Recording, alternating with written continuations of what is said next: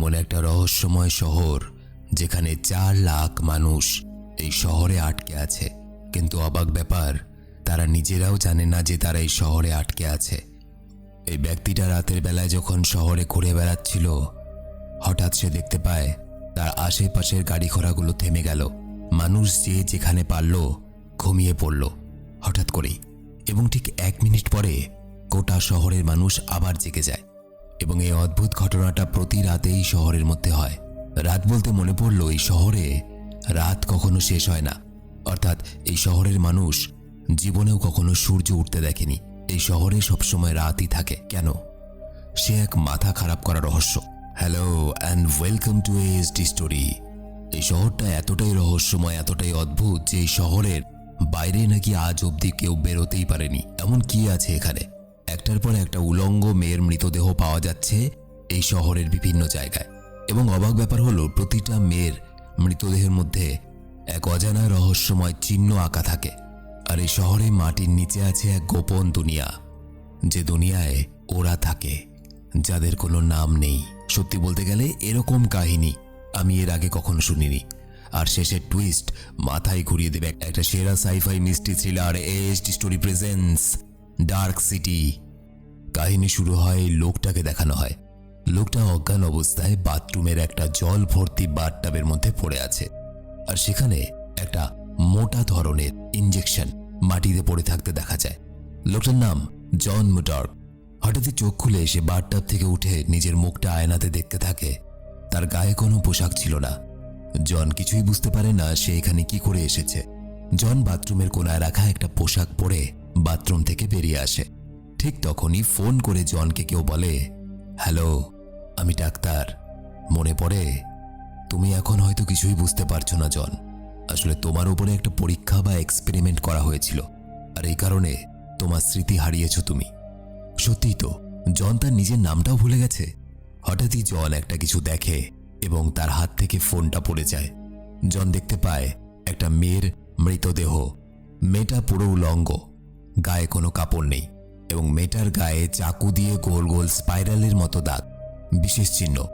জন সেই রুম থেকে তাড়াতাড়ি করে বাইরে বেরিয়ে আসে, আর ঠিক তখনই 3টে লোককে দেখা যায়।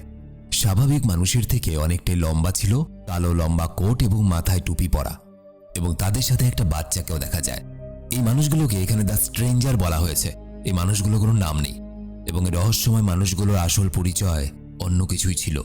যাই হোক, এদের মধ্যে এক অদ্ভুত শক্তি দেখা যায়। এরা মানসিক শক্তির সাহায্যে সবকিছুকে নিয়ন্ত্রণ করতে পারে, এবং এই শক্তির নাম হলো টিউনিং। জন নিচে নেমে আসে। ঘড়িতে তখন বাজে রাত 12টা। হঠাৎ করে জন দেখতে পায় ঘড়িতে যখন ঠিক 12টা বাজে, আশেপাশের সমস্ত লোক অজ্ঞান হয়ে যায়। গাড়িগুলো চলতে চলতে থেমে যায়।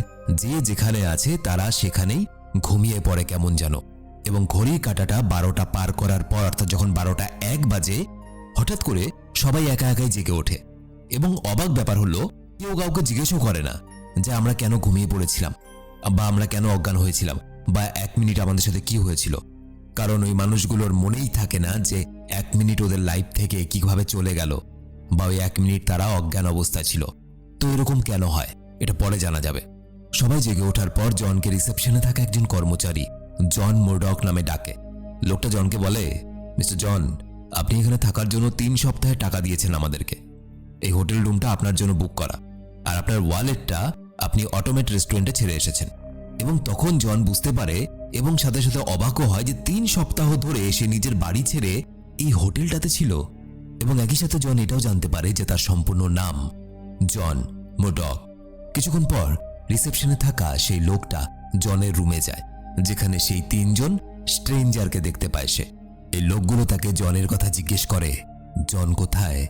সে বলে এক্ষুনি এখান থেকে বেরিয়ে গেছে। তারা সেখানে পড়ে থাকা ইঞ্জেকশনটা নিয়ে সেই লোকটাকে এক বিশেষ শক্তির সাহায্যে বেহুশ করে দিয়ে সেখান থেকে চলে যায়। দৃশ্য পাল্টায়। এমা নামের এই মেয়েটাকে দেখানো হয়। সে একটা বারে গান গাইছে। গান করা শেষ হওয়ার পর একটা মেয়ে সে এমাকে বলে, একজনই ভিজিটিং কার্ডটা দিয়ে গেছে আর বলেছে সে নাকি তোমার স্বামীর ডাক্তার। আসলে এমা হলো জন মুডার্কের স্ত্রী। এমা কার্ডটা নেয়। কার্ডের মধ্যে একজনের নাম লেখা, ডক্টর স্ক্রিবার। এমা সেই ঠিকানায় যায় এবং ডক্টর স্ক্রিবারের সঙ্গে দেখা করে। এখানে বলে রাখি, যতবার এখানে বাইরের দৃশ্য দেখানো হচ্ছে, ভেতরের দৃশ্য দেখানো হচ্ছে, সবসময় দেখা যায় অন্ধকার।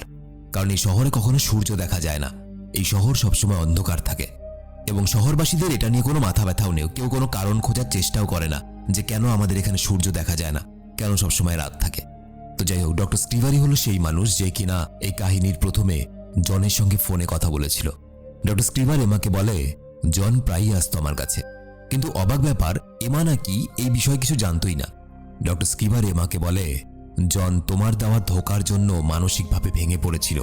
আসলে এমা জন ছাড়াও আরেকটা লোকের সঙ্গে অ্যাফেয়ার ছিল, বলা ভালো শারীরিক সম্পর্ক ছিল, এবং একদিন জন সেটা দেখে ফেলেছিল। এরপর থেকে জন এতটা মানসিকভাবে ভেঙে পড়ে যে জনের মানসিক রোগ ধরে যায়। তাই জনের মানসিক অবস্থা খুব একটা ভালো নেই। ডাক্তার এমাকে বলে, তোমার সঙ্গে জনের দেখা হলে তুমি অবশ্যই আমাকে জানাবে। এদিকে জন নিজের অতীত মনে করতে না পেরে ছটফট করতে থাকে। দেখা যায় বামস্টেড নামের একটা পুলিশ অফিসারকে। সে জনের রুমে পাওয়া ওই মৃত মেয়েটার ইনভেস্টিগেশন বা তদন্ত করতে এসেছে। ওদিকে জনকে দেখানো হয় সে অটোমেট রেস্টুরেন্ট থেকে তার ছেড়ে যাওয়া ওয়ালেটটা নিয়ে আসে, এবং সেখান থেকে একজন বেশ্যা জনকে নিজের সঙ্গে করে তার বাড়িতে নিয়ে যায়। যেহেতু জনের কিছু মনেই ছিল না, সুতরাং সেই বেশ্যা মহিলাটাকে নিজের কোনো রিলেটিভ বা আত্মীয় ভেবে নেয়। অপরদিকে বামস্টেড এবং অন্য একটা পুলিশ বলে, এই নিয়ে নাকি একই রকম ভাবে শহরে 6খানা খুন হয়েছে, এবং প্রত্যেকটা লাশকে দেখে বোঝা যায় এটা কোনো সিরিয়াল কিলারের কাজ। এরপর ফিঙ্গারপ্রিন্টের যখন রিপোর্ট আসে সেটা দেখে সবাই অবাক হয়ে যায়। বামস্টেড একটা পুলিশকে বলে, তুমি কি ফিঙ্গারপ্রিন্টটা নিয়ে আমার সাথে মজা করছো? কারণ এই ফিঙ্গারপ্রিন্টগুলোতে শুধুমাত্র গোল গোল স্পাইরালের মতো দেখা যাচ্ছে, এটা কোনো মানুষের হাতের ফিঙ্গারপ্রিন্ট নয়। কি করে সম্ভব? একটা মানুষকে একটা মানুষ খুন করে গেছে, যেই খুন করুক না কেন তার হাতের ছাপ তো মানুষের মতো হওয়া দরকার, তবে মানুষের মতো নয় কেন? এদিকে দেখা যায় জন তার হাতের দিকে তাকালে হাতের ফিঙ্গারপ্রিন্টগুলো কিন্তু ঠিক একই রকমের দেখায়। দৃশ্য পাল্টায়। এমা পুলিশ স্টেশনে তার হাজবেন্ড জনের মিসিং রিপোর্ট লেখাতে আসে, তার স্বামী নিখোঁজ, এবং সে অফিসার বামস্টেডের কাছেই আসে। এমা তার হাজবেন্ডের নাম বললে বামস্টেড অবাক হয়ে যায়। সে বলে, আপনার হাজবেন্ড জনের হোটেল রুম থেকে একজন বেশ্যার মৃতদেহ পাওয়া গেছে, আর এর থেকে প্রমাণিত হয় শহরে যে 6খানা মার্ডার হয়েছে, এই সমস্ত 6খানা মার্ডার আপনার স্বামী জন মার্ডাকি করেছে। এমা রেগে যায়। সে শুনে বলে, আমার স্বামী আর যা কিছু হতে পারে কিন্তু খুনি নয়। সে সেখান থেকে উঠে চলে যেতে থাকে। বামস্টেড এমার পেছন পেছন আসে। এদিকে জন এবং সেই অটোমেট রেস্টুরেন্টের বেশ্যাটাকে দেখানো হয়। সেই মেয়েটা জনের সামনেই তার পোশাক খুলে নগ্ন হচ্ছিল, কিন্তু এত সুন্দরী একটা মেয়ে নগ্ন হচ্ছে এটা দেখেও জনের মধ্যে কোনো রিয়াকশন বা উত্তেজনা দেখা যায় না। জন যেন কেমন নিজের ভাবেই মগ্ন হয়ে আছে। কিছুক্ষণ পর জন তার বাড়ি থেকে বেরিয়ে চলে আসে। জন রাস্তায় একটা বড় পোস্টার দেখতে পায়। পোস্টারে লেখা ছিল শ্যালবিচ, আর তার পকেটেও শ্যালবিচের একটা ছবি দেখতে পায় সে, এবং সাথে কিছু পেপার, যে পেপারটাতে আরো 5টা মেয়ের মার্ডারের খবর লেখা ছিল। জন সেই বড় পোস্টারটার কাছে যায়, আর ঠিক সেখানে সেই স্ট্রেঞ্জারগুলো এসে জনের ওপরে হামলা করে দেয়। কিন্তু এরা কারা? এবং অবাক ব্যাপার, দেখা যায় তাদের কোনো রকমের জাদু বা কোনো রকমের শক্তি জনের উপর কাজ করে না। জন তাদের দিকে তাকালে তারা কোনো একটা অদৃশ্য শক্তির বলে দূরে ছিটকে পড়ে যায়। দেখা যায় জনের মধ্যেও সেই টিউনিং শক্তি, অর্থাৎ কোনো জিনিসকে না ছুঁয়ে শুধুমাত্র মানসিক শক্তির জোরে তাকে এদিক থেকে ওদিক করার ক্ষমতা আছে। জন এবং সেই স্ট্রেঞ্জারগুলো মারামারি করতে থাকে, এবং এক পর্যায়ে একটা স্ট্রেঞ্জারের মাথা সেই বড় পোস্টারটাতে লেগে তার মাথাটা কেটে যায়। এবং আমরা জানি আমাদের শরীরের কোথাও কেটে গেলে সেখান থেকে রক্ত বেরোবে, কোল্ড ড্রিঙ্ক থরি বেরোবে। তো যাই হোক, এই যে প্রাণীটা এ মারা যাওয়ার পর এই শরীর থেকে কোনো রক্ত বেরোয় না, জেলির মতো একটা জীব বেরিয়ে আসে, এবং এসে সেও মারা যায় এবং এই স্ট্রেঞ্জারটাও মারা যায়। জন অবাক হয়ে দেখতে থাকে, মানেটা কি? একটা মানুষ তার সামনে মারা গেল আর শরীর থেকে কোনো রক্ত বেরোলো না, সাথে সাথে স্ট্রেঞ্জারটাও মারা যায়। জন হতবাক হয়ে এইসব দেখতে থাকে, আর বাকি স্ট্রেঞ্জারগুলো সেখান থেকে পালিয়ে যায়। এবং এরপর যা দেখা যায় সে এক অভূতপূর্ব দৃশ্য। মাটির নিচে সেই অদ্ভুত দেখতে মানুষগুলোর বাসস্থান রয়েছে। বলা ভালো, মাটির নিচে তাদের একটা আলাদাই দুনিয়া রয়েছে। হাজার হাজার লাখ লাখ স্ট্রেঞ্জার সেখানে, এবং তাদের একজন লিডারও আছে। এই সুন্দর লিডারটাকে দেখতে, যার নাম হলো মিস্টার বুক। দৃশ্য পাল্টায়।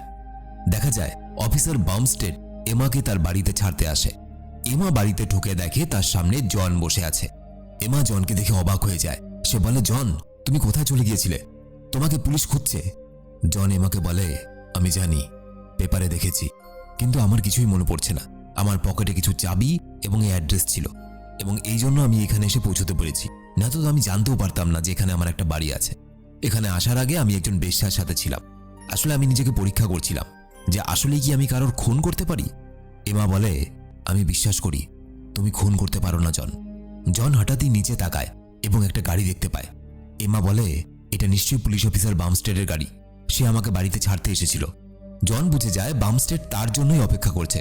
জন সেখান থেকে পালাতে গেলে বামস্টেড সেখানে চলে আসে। তবে এমা বামস্টেডকে ধাক্কা দিয়ে জনকে সেখান থেকে পালাতে সাহায্য করে।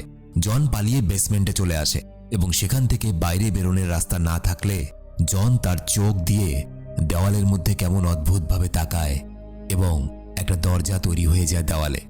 সেদিক দিয়ে সে বাইরে বেরিয়ে আসে এবং দরজাটা আবার অদৃশ্য হয়ে যায়।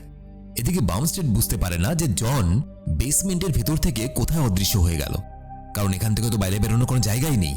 তবে বামস্টেড জনের পকেট থেকে পড়ে যাওয়া ডক্টর স্ক্রিবারের কার্ডটা পায়। ওদিকে দেখা যায় জন রাস্তায় এসে একটা গাড়িতে উঠে বসে এবং গাড়িটাতে আবার শ্যালভিচের একটা ছবি দেখতে পায়। জন গাড়ির ড্রাইভারকে বলে, তুমি কি আমাকে শ্যালভিচের রাস্তা বলতে পারবে?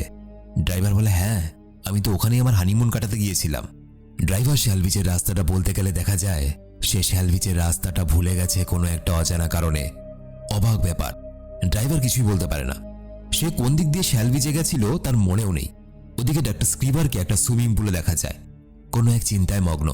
তখনই সেখানে একটা স্ট্রেঞ্জার তার কাছে আসে এবং সেই স্ট্রেঞ্জারটা একটা অদ্ভুত রকমের ইঞ্জেকশন দেখিয়ে স্ক্রিবারকে বলে, তুমি কি জনের শরীরে এটা ঢোকাতে পারোনি? স্ক্রিবার ভয়ে ভয়ে বলে, স্যার, আমি যখন ইনজেক্ট করছিলাম এটা জন জেগে যায়, তাই আমাদের পরীক্ষাটা পুরোপুরি কমপ্লিট হয়নি। তবে জন আগের জীবনে সবকিছু ভুলে গেছে, কিন্তু জনের মাথার ভেতরে আমি নতুন মেমোরি লাগাতে পারিনি। স্ট্রেঞ্জারটা স্ক্রিবারকে বলে, তুমি তাড়াতাড়ি জনকে ধরো এবং তার মাথার মধ্যে তাড়াতাড়ি নতুন মেমোরি ফিট করে দাও, নয়তো কিন্তু বিপদ আসবে, তোমারও আমারও। আর তুমি খুব ভালো করেই জানো ডক্টর স্ক্রিবার, বিপদ কেমন টাইপের হতে পারে আর কতটা হতে পারে। স্ক্রিবার প্রচন্ড ভয় পেয়ে যায়। এই কথাগুলো জন লুকিয়ে লুকিয়ে শুনছিল কিন্তু কিছুই বুঝতে পারছিল না। এরপর বামস্টেডকে দেখা যায় সে ওয়েলেন্সের সঙ্গে দেখা করতে আসে। ওয়েলেন্স আগে একজন পুলিশ অফিসার ছিল। আসলে ওয়েলেন্সের উপরেও একই ধরনের এক্সপেরিমেন্ট করা হয়েছিল এবং তাই সে আগের কিছু মনে করতে পারে না, পাগলের মতো আচরণ করে।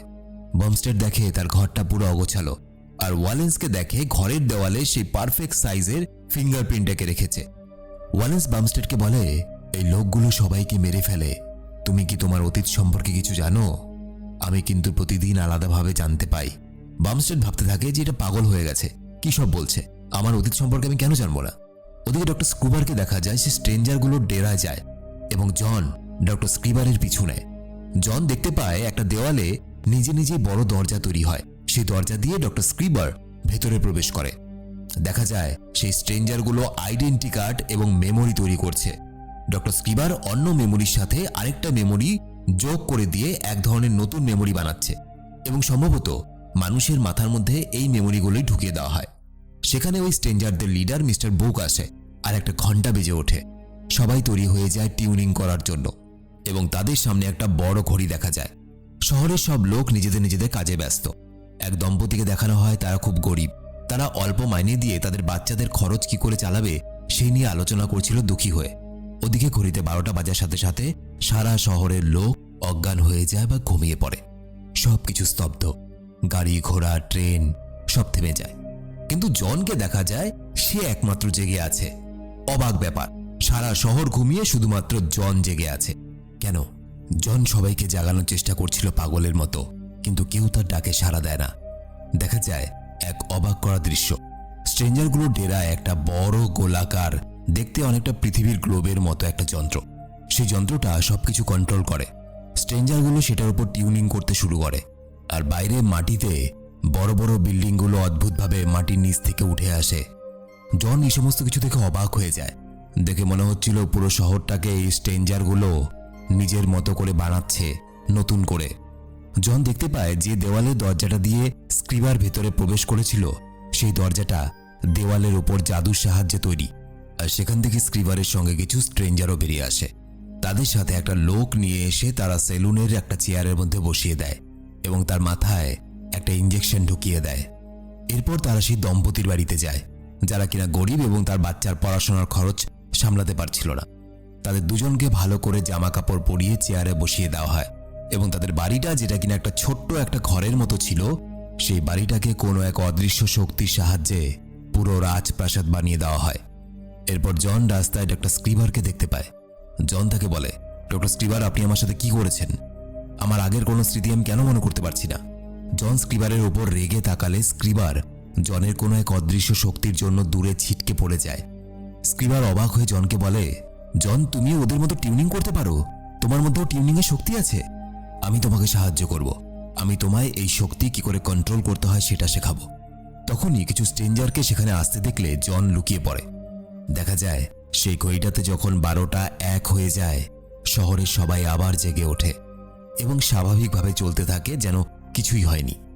সেলুনে বসা সেই লোকটা এমন আচরণ করতে শুরু করে যেন সে নিজে এখানে চুল কাটার জন্য এসেছিল।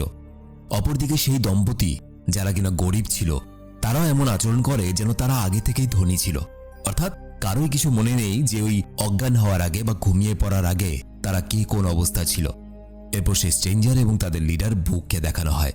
বুক বলে, জন আমাদের মতো টিউনিং করতে পারছে, সে আমাদের থেকে অনেকটাই শক্তিশালী। জন আমাদের মতো হয়ে ওঠার আগে জনকে আমাদের হাতে চাই। বুক স্ক্রিবারকে বলে, জনের জন্য একটা মেমোরি তৈরি করে সেখানে থাকা একটা স্ট্রেঞ্জার যার নাম মিস্টার হেন্ট, তার মাথায় সেই মেমোরিটা লাগিয়ে দিতে। কারণ কোনো স্ট্রেঞ্জারের মাথায় যদি জনের মেমোরি ঢোকানো হয়, তাহলে জনের অতীত দেখে এই স্ট্রেঞ্জাররা জনের কাছে পৌঁছতে পারবে। এখানে জিনিসটা একটু বুঝিয়ে দেই।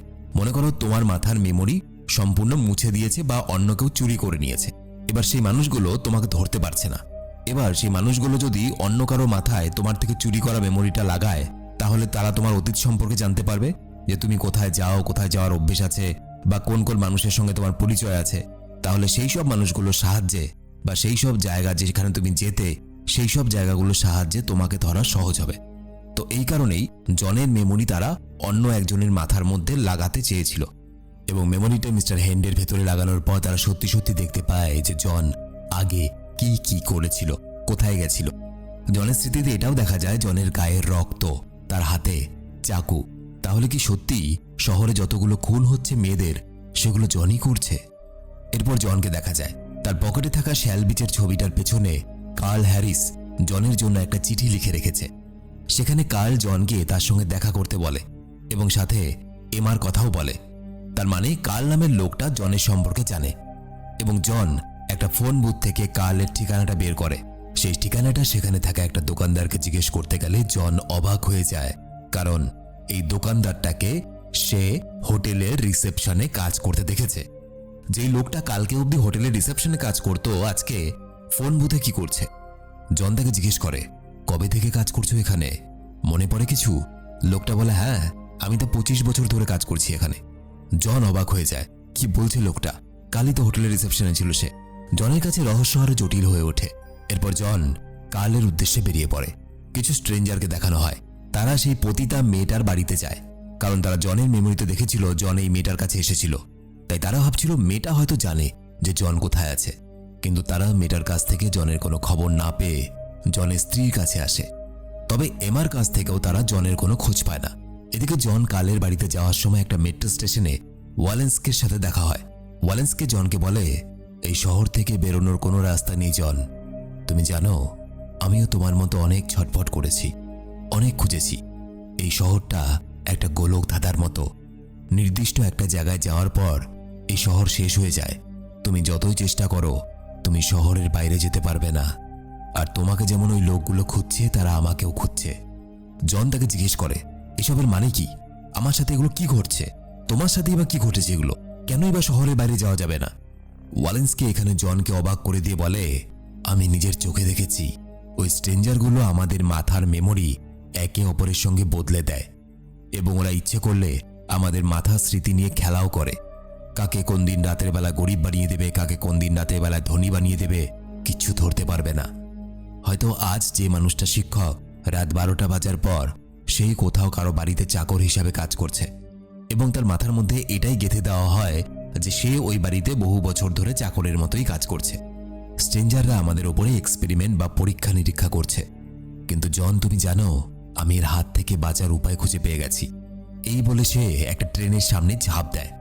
অর্থাৎ ওয়েলেন্সকে জনকে এটা ইনডাইরেক্টলি বলে দিয়ে যায় যে এসবের হাত থেকে বাঁচার একটাই উপায়, মৃত্যু। এমাকে দেখানো হয়। এমা অটোমেট রেস্টুরেন্টের পাশে জনের বলা সেই পতিতা মেয়েটার বাড়ি দেখতে পায় এবং এমা সেখানে গিয়ে যা দেখে তা সে বিশ্বাস করতে পারে না। এমা দেখে সেই মেয়েটা মৃত অবস্থায় মাটিতে পড়ে আছে। তার গায়েও একই রকমভাবে গোল গোল স্পাইরালের চিহ্ন দেখা যায়। সেখানে এমাকে ফলো করতে করতে পুলিশ অফিসার বামস্টেড এসে পৌঁছেছে। আর এদিকে জনকে দেখা যায় সে কার্লের বাড়িতে পৌঁছায় এবং দেখে কার্ল নামের সেই লোকটা নিজেকে জনের আঙ্কেল বলে, কাকা বলে দাবি করে, কিন্তু জন তাকে চিনতে পারছে না। কার্ল জনের ছোটবেলার ছবিগুলো দেখায় এবং জন সেখানে আবারও একটা শ্যাল বিচের পোস্টার দেখতে পায়। জন তার কাকাকে জিজ্ঞেস করে, এই শ্যাল বিচের সঙ্গে আমার কি সম্পর্ক? কার্ল বলে, শ্যাল বিচ তোমার হোম টাউন ছিল, তুমি সেখানেই বড় হয়ে উঠেছ, কিন্তু হঠাৎ তোমাদের বাড়িতে একদিন আগুন লেগে যায়। তোমার বাবা মা সেই আগুনে জ্যান্ত পুড়ে মারা যায়। অনেক চেষ্টা করেছিলাম বাঁচানোর, জানো, কিন্তু বাঁচাতে পারিনি। এরপর থেকে আমিই তোমায় বড় করে তুলেছি জন। জন ছোটবেলার একটা ছবিতে তার হাতে একটা পোড়া দাগও দেখতে পায়, যেটা কিনা আগুনে পুড়ে গিয়ে হয়েছে।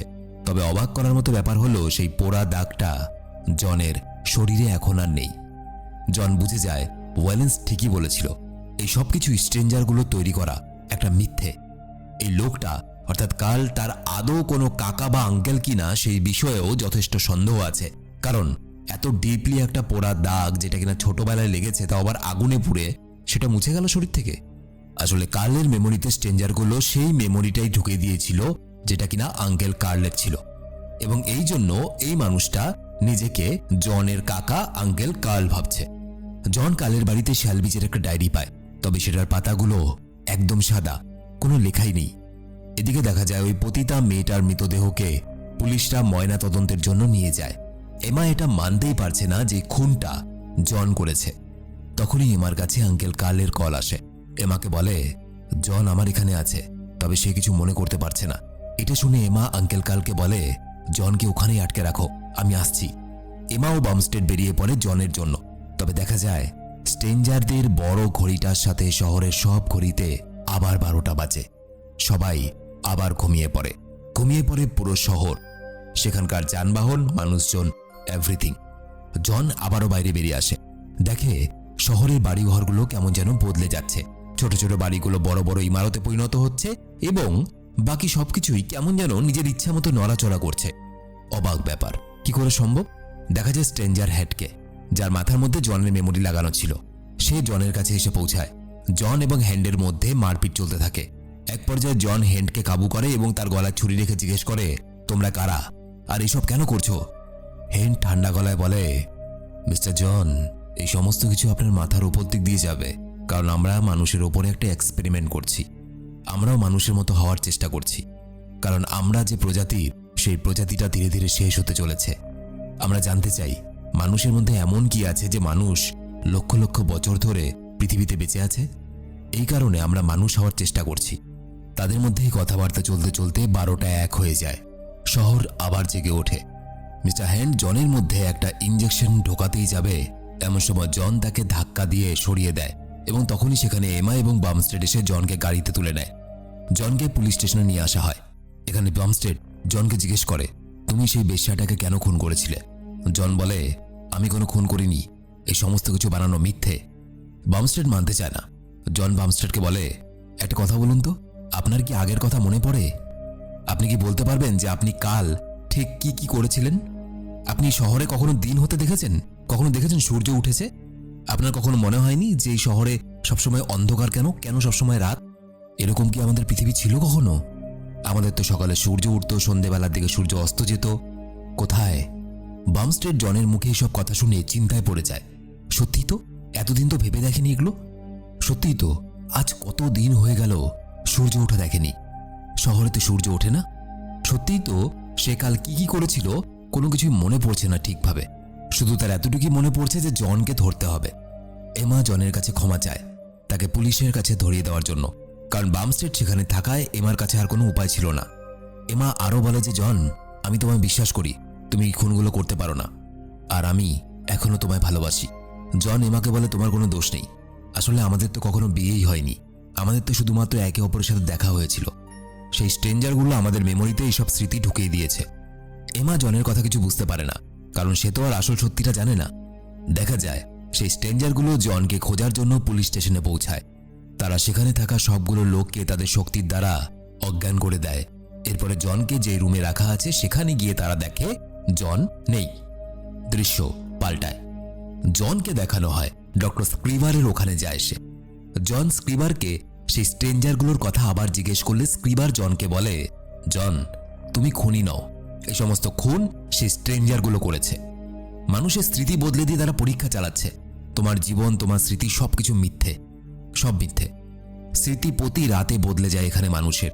যখন মানুষ অজ্ঞান হয়ে যায় ঠিক তখনই তাদের স্মৃতি বদলে দেওয়া হয়, নতুন করে পরিচয় হয়, নতুন করে সবকিছু লেখা হয়। কাউকে লিখে দেয় আজ থেকে তুমি ডাক্তার, কাল রাতেই তুমি আবার খুনি। সবকিছু স্মৃতির খেলা। এবার প্রশ্ন আসে এখানে সূর্য কেন ওঠে না? আসলে সূর্যের আলো, এই সমস্ত জীব যাদেরকে স্ট্রেঞ্জার বলা হয়, তারা সূর্যের আলো সহ্য করতে পারে না। তারা দিনের আলোতে কাজ করতে পারে না। তারা জল এবং সূর্যকে খুব ভয় পায়। এবং এটাই হলো এই কারণ যে আমি বেশিরভাগ সময়টা সুইমিং পুলে কাটাই, কারণ আমি নিজেও ভয় পাই যে এরা কখনো আমাকেই না মেরে দেয়। স্ক্রিবার জনকে অদ্ভুত রকমের দেখতে একটা ইঞ্জেকশন দেয় আর বলে, তুমি এই ইঞ্জেকশনটা নিজের মধ্যে যদি ঢোকাও তাহলে সবকিছু জানতে পারবে। তখনই সেখানে বামস্টেডকে দেখা যায়। বামস্টেড স্ক্রিবারের মাথার দিকে বন্দুক তাক করে দাঁড়িয়ে আছে। সেই আসলে জনকে জেল থেকে বের করে এনেছিল। জন সেই ইঞ্জেকশনটা নিজের পকেটে ঢুকিয়ে নেয়। বামস্টেড এবং জন স্ক্রিবারকে জিজ্ঞেস করে, শ্যালবিচের রাস্তাটা কোন দিকে? তুমি জানো? গেছো কখনো? এবং ডক্টর স্ক্রিবারকে সে আরও জিজ্ঞেস করে, সব মানুষ যখন ঘুমিয়ে পড়ে তখন আমি কেন জেগে থাকি? আমি সবার থেকে আলাদা কেন? স্ক্রিবার জনকে বলে, তুমি আলাদা কারণ আমি যখন তোমার মধ্যে মেমোরি ঢুকিয়েছিলাম তখন তুমি জেগে উঠতে পেরেছিলে। স্ট্রেঞ্জার্সরা যেখানে অন্য সবাইকে নিয়ন্ত্রণ করতে পারে সেখানে তোমাকে তারা নিয়ন্ত্রণ করতে পারে না, কারণ তোমার মধ্যে কোনো একটা কারণে টিউনিং শক্তি আছে। তুমি কোনো কিছুকে স্পর্শ না করে তাকে সরিয়ে দিতে পারো, মানে না ছুঁয়ে তুমি জিনিসপত্রকে নড়াচড়া করতে পারো, তাদের মতো শক্তি ব্যবহার করতে পারো। তুমি হলে আমাদের শেষ আশা। একমাত্র স্ট্রেঞ্জারদেরকে থামানোর ক্ষমতা তোমারই আছে। স্ক্রিবার আরও বলে, সে বলে, তোমার কি মনে হয় এই শহরটা আমাদের ছিল কখনো? আমরা কি এখানেই বড় হয়েছি, নাকি আমাদেরকে অন্য কোথার থেকে নিয়ে আসা হয়েছে? আমি জানি না, কারণ আমারও স্মৃতি ওরা মুছে ফেলেছে। আমার স্মৃতির মধ্যে যতটুকু আছে ততটুকু হলো মানুষের মেমোরি বদলানো আর মানুষের জন্য নতুন মেমোরি তৈরি করা আর তোমাকে খোঁজা। তাদের একটা আর্টিস্ট মানুষের দরকার ছিল। তারা শুধুমাত্র আমাকে ব্যবহারযোগ্য একটা জিনিস হিসাবে ব্যবহার করেছে। দেখা যায় অবশেষে তারা কথা বলতে বলতে শ্যাল বিচে পৌঁছায়। তবে একটা বড় দেওয়ালের মধ্যে শুধু শ্যাল বিচের একটা পোস্টার লাগানো আছে। কোথায় সমুদ্র, কোথায় বিচ, কিচ্ছু নেই। জন সেই পোস্টারটাকে ছিঁড়তে থাকে এবং বামস্টেড সেই দেওয়ালটাকে ভাঙতে থাকে। তারা ভাবে শহরের শেষ কখনোই একটা দেওয়াল হতে পারে না, এই দেওয়ালের বাইরে কি আছে সেটা দেখতে হবে। এবং এরপর তারা দেওয়ালটা ভাঙার পর যা দেখে তাদের পুরো মাথাই ঘুরে যায়, কারণ সেই দেওয়ালের ওপারে কোনো শহর ছিল না, পৃথিবীও ছিল না, ছিল মহাকাশ, মহাশূন্য। দেখা যায় এই শহরটা আসল কোনো শহরই নয়। এই শহরটা ওই স্ট্রেঞ্জারদের বানানো একটা নকল শহর, যেটা কিনা মহাকাশের মধ্যে তারা বানিয়েছে। এবং এই শহরটা মহাকাশের উপরে ভাসছে। তারা তো আসলে পৃথিবী গ্রহের মধ্যেই নেই। ওই স্ট্রেঞ্জারগুলো ছিল অন্য গ্রহের, বলা ভালো তারা ছিল এলিয়েন। তারা মানুষের উপর পরীক্ষা নিরীক্ষা করার জন্য মহাকাশের মধ্যে কোনো একটা জায়গায় এই শহরটাকে ডিজাইন করেছে। এবং এই জন্য এই শহরের মধ্যে কখনো সূর্য ওঠে না, এই জন্য শহরের মধ্যে জল নেই, এবং এই জন্যই শহরের নির্দিষ্ট একটা জায়গার পর শহরের বাইরে কেউ বেরোতে পারে না। শহরটা একটা শহর নয়, একটা পরীক্ষাগার, যেখানে মানুষ নিয়ে পরীক্ষা করা হয়। তখনই সেখানে কিছু স্ট্রেঞ্জার চলে আসে। জন এবং বামস্টেডের সঙ্গে লড়াই হয়। লড়াই করতে করতে একসময় একটা স্ট্রেঞ্জার এবং বামস্টেড সেই ভাঙা দেওয়ালটা দিয়ে মহাকাশে ভেসে গিয়ে মারা যায়। জন বন্দুক হাতে নিলে স্ট্রেঞ্জার হ্যান্ড এমাকে সামনে এনে তার গলায় ছুরি রেখে বলে, জন তুমি আমাদের কাছে স্যারেন্ডার করে দাও, তাহলে এমাকে ছেড়ে দেব। জনের কাছে কোনো উপায় নেই। জন তাদের কাছে স্যারেন্ডার করে। জনকে তারা বেহোশ করে তাদের ডেরায় নিয়ে যায়। জনকে একটা গোলাকার মেশিনের উপর বেঁধে রাখে আর স্ক্রেবারকে জনের মেমোরিতে নতুন কিছু স্মৃতি যোগ করতে বলে, যাতে জন হোশে আসার পর অন্যান্য মানুষের মতো তাদেরও বসে থাকে। কিন্তু স্ক্রিবার সেই ইঞ্জেকশনটা না নিয়ে জনের পকেটে থাকা ওই ইঞ্জেকশনটা, যেখানে জনের আসল মেমোরি রাখা আছে, সেটা জনের মেমোরিতে ঢুকিয়ে দেয়।